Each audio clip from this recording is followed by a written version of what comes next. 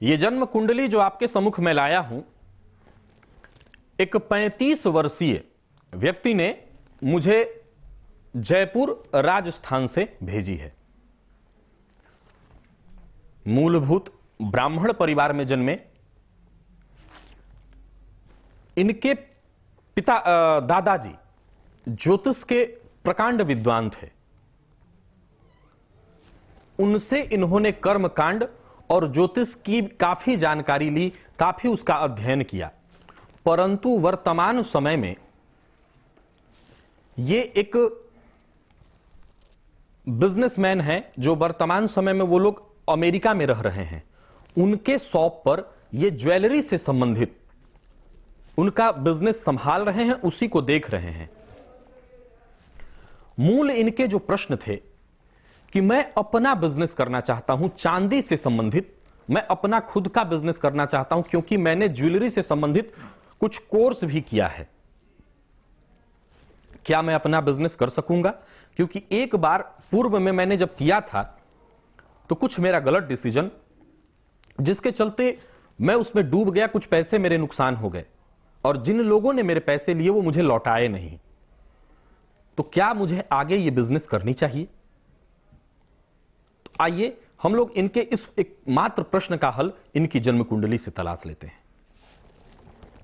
देखिए, कन्या लग्न की यह जन्म कुंडली है। प्रथम भाव में 6 नंबर लिखा है, अर्थात कन्या लग्न। लग्न के मालिक कहां बैठे हैं? तो धन भाव में। जहां पर आप 7 नंबर देख रहे हैं वहीं सूर्य और बुध की युति है। इसको बुधादित्य योग कहते हैं, परंतु वहां पर सूर्य नीच के हैं। अब सबसे पहले हम लोग ये जान लेते हैं कि चांदी का जो बिजनेस इन्होंने किया उसमें इनको असफलता का मुंह क्यों देखना पड़ा? चांदी यानी सफेद धातु, इसके 2 प्रमुख कारक ग्रह, पहला तो चंद्रमा और दूसरा शुक्र। क्योंकि ज्वेलरी फैशन से संबंधित जो चीजें होती हैं वो शुक्र से प्रभावित होती हैं और चांदी का प्रबल कारक है चंद्रमा। चंद्रमा पर इसके लिए सबसे पहले इनकी कुंडली में नजर डालनी होगी और साथ ही साथ व्यापार के घर पर भी नजर डालनी होगी।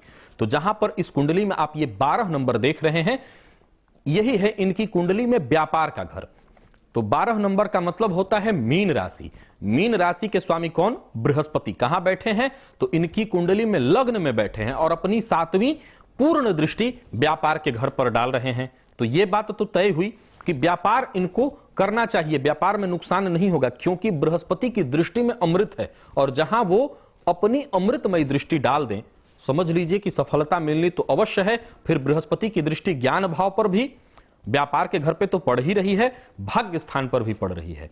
तो ये तय है कि ये बिजनेस तो अवश्य कर सकेंगे। अब आगे देखते हैं। सबसे पहले नजर डाल लीजिए चंद्रमा पर, जो चांदी का प्रमुख कारक माना जाता है, और साथ ही साथ हम लोग शुक्र पर भी दृष्टि डालेंगे, लेकिन सबसे पहले चंद्रमा।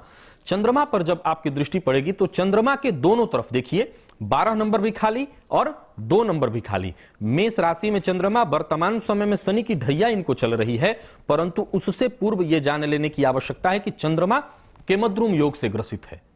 यह ऐसा दुर्योग जो कई राजयोग लगे हों, पर उन राजयोगों पर यह भारी पड़ता है। फिर सूर्य की दृष्टि पड़ रही है इस पर। वो सूर्य कैसा है? तो नीच का। नीच का, वैसे तो ये चंद्रमा पूर्णिमा के लगभग का है, बलि है, परंतु नीच के सूर्य की दृष्टि और चंद्रमा खुद के मद्रुम योग से ग्रसित होने के चलते जातक पा करके खो देता है। तो जिस तरह का इन्होंने बिजनेस तो किया, परंतु उस बिजनेस को ये चला नहीं पाए। अब सवाल ये उठता है कि क्या इनको जीवन भर किसी की नौकरी करनी चाहिए या खुद का अपना व्यापार करना चाहिए? वर्तमान समय में इनको चंद्रमा की ही महादशा चल रही है। अब मैं जैसा कि हमेशा से मानता आया हूं और हमेशा आपके सम्मुख यह बात रखता हूं कि जब वक्त बुरा चल रहा हो तो ऐसा नहीं है कि बैठ जाना चाहिए। हां, जब वक्त बुरा चल रहा हो तो उतना ही पैर फैलाइए जितना आप समेट सकें। ऐसा नहीं है कि वक्त बुरा है तो सब तरफ से थक हार करके बैठ जाइए। अगर आपने ऐसा किया तो फिर सफलता का आप कभी मुंह नहीं देख पाएंगे। क्या करना चाहिए? इनको वर्तमान में चंद्रमा की महादशा में बुध का अंतर चल रहा है और वो आने वाले दिनों में 15 मार्च 2016 उसमें गुरु का प्रत्यंतर आएगा।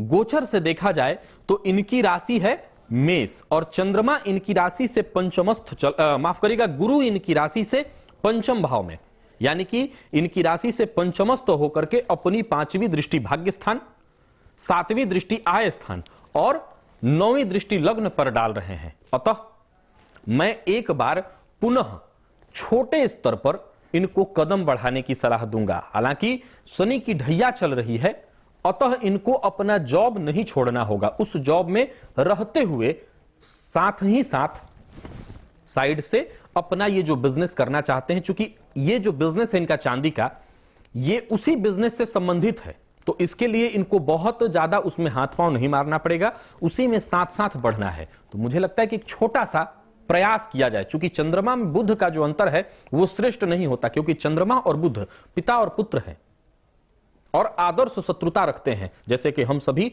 पिता पुत्र में मतभेद की स्थिति बनती है, वैसे ही ये ग्रह हैं। तो ये बहुत श्रेष्ठ अवस्था नहीं है, परंतु अब संतान है, परिवार है, सबकी जिम्मेवारी जब आपके ऊपर है तो एक छोटा सा जॉब करके आपकी जिंदगी नहीं चल पाएगी। तो कदम तो बढ़ाना ही होगा, और जब आप कदम बढ़ाएंगे तो जाहिर सी बात है कि एक रिस्क होगा, रिस्क लेना होगा। रिस्क नहीं लेते हैं तो समस्या होगी। तो मुझे लगता है कि कदम बढ़ाएं, सोच समझ करके बढ़ाएंगे तो सफलता का मुंह देखेंगे, असफलता आपको असफलता का मुंह नहीं देखना पड़ेगा। कुछ छोटे छोटे उपाय जो इनकी इस समस्या से इनको मुक्ति दिलाएगी। इनको जीवन पर्यंत, जैसा कि इन्होंने खुद स्वीकार किया कि अपने पितामह से मैंने कर्मकांड का ज्ञान कर रखा है, सीख रखा है, तो हो सके तो प्रत्येक सोमवार को भगवान शिव पर, अगर गंगा जल उपलब्ध हो तो गंगा जल, सामान्य जल अथवा दूध जो भी उपलब्ध हो, उससे रुद्राभिषेक करें। विशेष करके रुद्राष्टाध्यायी का जो 5वां अध्याय है, जिसको रुद्र सूक्त कहते हैं, उससे भगवान शिव पर अभिषेक करें तो निश्चित सफलता प्राप्त होगी। ये जो बिजनेस करना चाहते हैं उसमें भी सफलता हाथ लगेगी इनको। शनि की ढैया चल रही है तो प्रतिदिन बजरंग बाण अथवा हनुमान चालीसा का पाठ कर लें। सूर्य को नियमित जल चढ़ाएं, क्योंकि सूर्य इनकी कुंडली में नीच का होकर के धन भाव में बैठा है और ये एक कमजोर स्थिति है। तो सूर्य को नियमित जल चढ़ाएं और हो सके तो प्रतिदिन अथवा प्रत्येक रविवार को आदित्य हृदय स्तोत्र का पाठ करें। बिजनेस प्रारंभ करने से पूर्व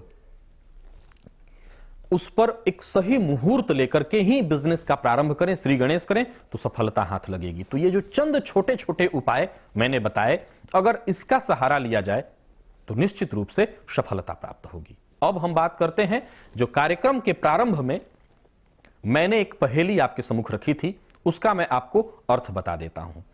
श्लोक था, युधिष्ठिरस्य या कन्या नकुलेन सह विवाहिता सहदेवेन पूजिता यस्य सा कन्या वरदायिनी। बताइए वो कन्या कौन है, यही प्रश्न था। तो इस प्रश्न का जो उत्तर है वो कन्या है पार्वती। अब आप कहेंगे कि श्लोक तो का जो सामान्य अर्थ निकल रहा था कि युधिष्ठिर की कन्या, तो युधिष्ठिर, अर्जुन, नकुल, सहदेव, भीम, ये 5 पांडव थे, भाई थे, तो फिर युधिष्ठिर की पुत्री का विवाह नकुल के साथ कैसे हुआ? तो जैसा कि मैंने बताया, ये एक ज्ञानवर्धन का श्लोक है। इस श्लोक का अर्थ सामान्य रूप से नहीं लगाया जा सकता।